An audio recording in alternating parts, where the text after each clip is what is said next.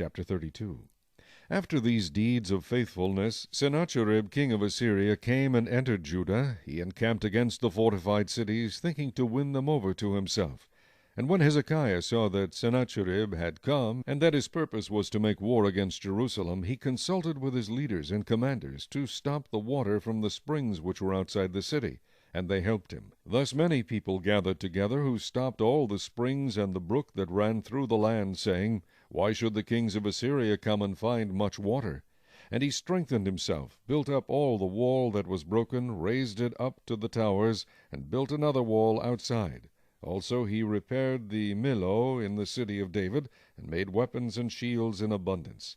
Then he set military captains over the people, gathered them together to him in the open square of the city gate, and gave them encouragement, saying, Be strong and courageous. Do not be afraid nor dismayed before the king of Assyria, nor before all the multitude that is with him, for there are more with us than with him. With him is an arm of flesh, but with us is the Lord our God, to help us and to fight our battles. And the people were strengthened by the words of Hezekiah king of Judah. After this Sennacherib king of Assyria sent his servants to Jerusalem, but he and all the forces with him laid siege against Lachish, to Hezekiah king of Judah, and to all Judah who were in Jerusalem, saying, Thus says Sennacherib king of Assyria, In what do you trust, that you remain under siege in Jerusalem? Does not Hezekiah persuade you to give yourselves over to die by famine and by thirst, saying, The Lord our God will deliver us from the hand of the king of Assyria? Has not the same Hezekiah taken away his high places and his altars, and commanded Judah and Jerusalem, saying, You shall worship before one altar, and burn incense on it? Do you not know what I and my fathers have done to all the peoples of other lands?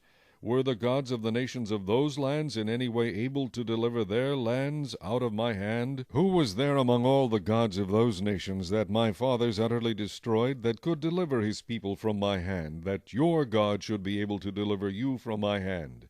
Now therefore do not let Hezekiah deceive you or persuade you like this, and do not believe him, for no god of any nation or kingdom was able to deliver his people from my hand, or the hand of my fathers.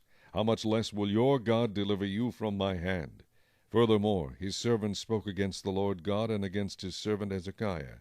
He also wrote letters to revile the Lord God of Israel, and to speak against him, saying, As the gods of the nations of other lands have not delivered their people from my hand, so the God of Hezekiah will not deliver his people from my hand. Then they called out with a loud voice in Hebrew to the people of Jerusalem who were on the wall, to frighten them and trouble them, that they might take the city.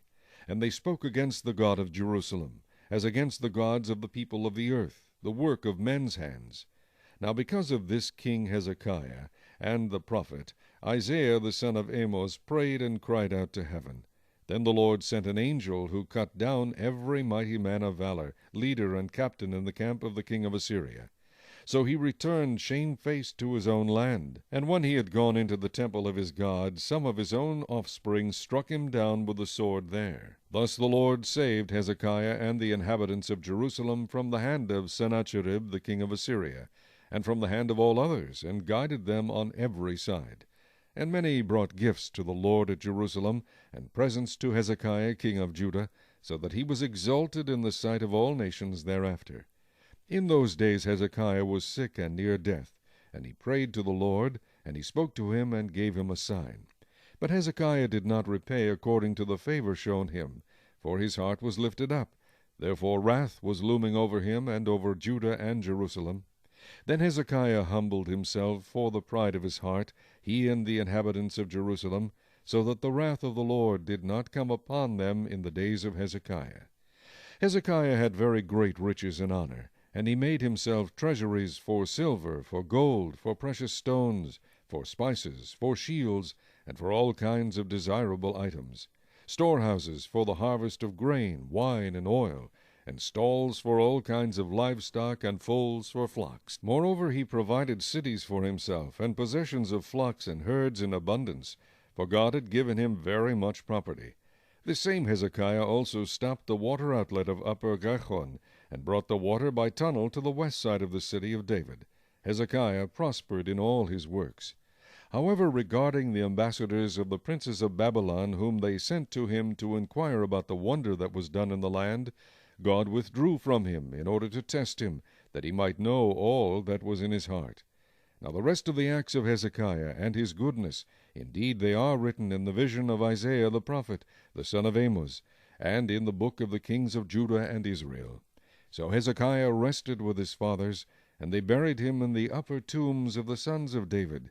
And all Judah and the inhabitants of Jerusalem honored him at his death. Then Manasseh his son reigned in his place.